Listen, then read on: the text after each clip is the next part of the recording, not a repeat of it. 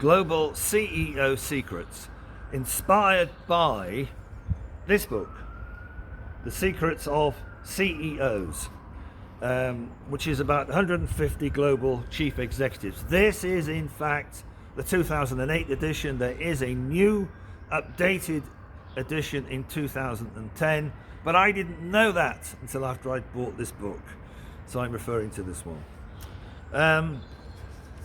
So it's written by Steve Tappin and Andrew Cave.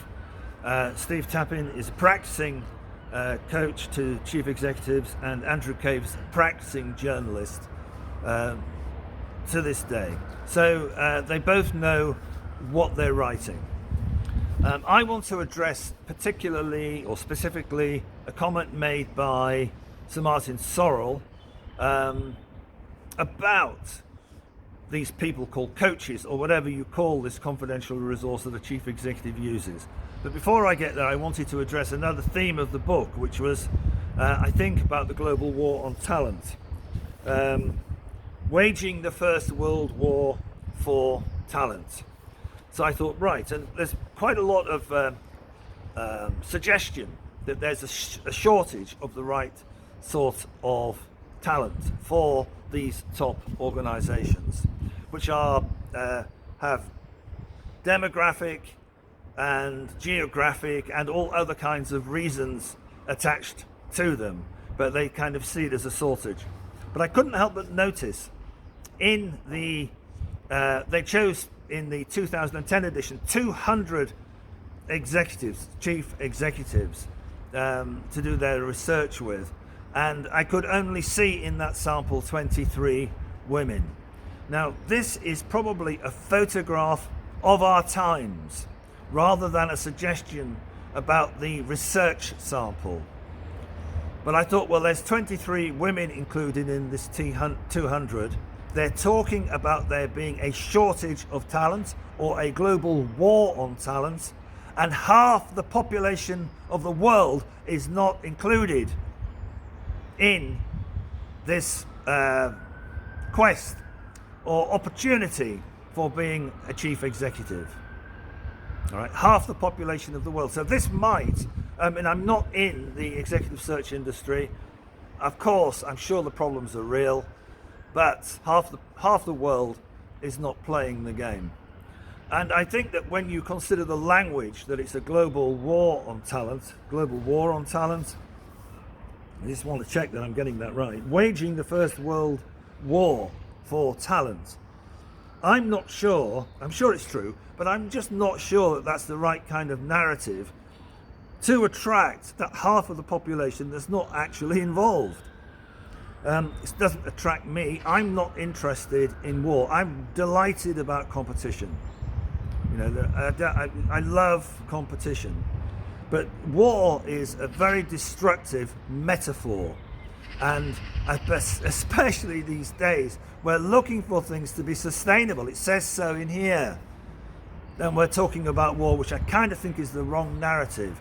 It's kind of I think, like, it's good from the comic books. It's a bit of an old-fashioned masculine narrative where it seems that all we can come up with is when it's really tough, we talk about war. And I think we have to find a different way of talking about this great opportunity to work in business and this absence from the talent pool of the women, because they're definitely going to bring something differently to that which we have at the moment. So that's my comment on my personal view on the talent. The reason I wanted to address the comment was because it was made by Sir Martin Sorrell, who tracks back in my personal history. He doesn't know me, I'm not on his radar, I'm not name dropping and not making any claim to fame.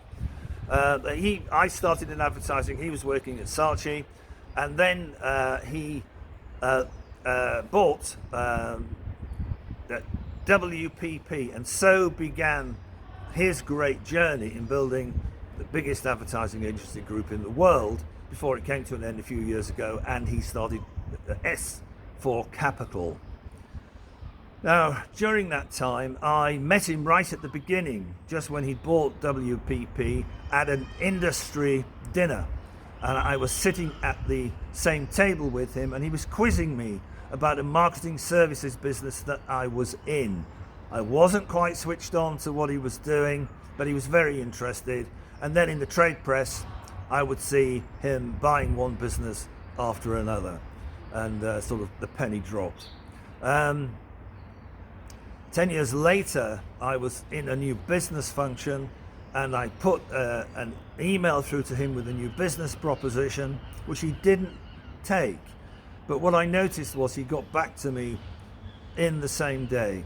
And I was very impressed with that kind of turnaround, and I understand he had that kind of mantra to clear his desk each day, which certainly worked for me, because even though he said no, I respected him enormously for doing it. And then there's this quote, many years later, 30 years later. If you look at coaches and mentors, they are generally people who have not actually run big businesses themselves. So how can they tell you how to do it? They have not actually run big businesses themselves, so how can they tell you how to do it? And it put me on the back foot for a bit, because he's absolutely right. I haven't run big businesses for myself. So what have I been doing since that moment when I met him at that business dinner in London those decades ago? Well, while he's been on the acquisition trail and the business growth trail in the marketing advertising industry, I took a slightly different route, in the sense that I worked on subjectivity within a commercial environment, which means that I explored the workings of the mind, the workings of the senses, these days modern neuroscience, and yoga science. And I did that so that I could understand myself in relation to the world. And I learned a number of very good skills along the way, because I can show other people, how to understand themselves. So while Sir Martin Sorrell has been on the acquisition trail in terms of businesses, I've been on the acquisition trail, or the inquiry trail, in terms of subjectivity. And whilst I would never ever dream of telling anybody, let alone Sir Martin Sorrell, how to do it, it's simply not the way to go about things. I can tell him what he's doing and how he is doing it. So I can show to him how his mechanism is actually working when it works, and how it's working when it doesn't work. And I think that any chief executive would be interested in knowing how they work, because they know how the businesses work, but they patently don't know how they themselves work, because they simply haven't put in 30 years to find out. Okay, so that's the point. That's the point that I wanted to address. A good coach, in my book, will kind of never tell you how to do it. He'll show you how you're doing it when it works. And there's a kind of magic that comes out of that. Okay, so where we started, The Secrets of CEOs. It's a good reference book if you are thinking of being a CEO, actually are a CEO, want to know about CEOs, thinking of partnering with a CEO, anything to do with that area, it is actually a great resource.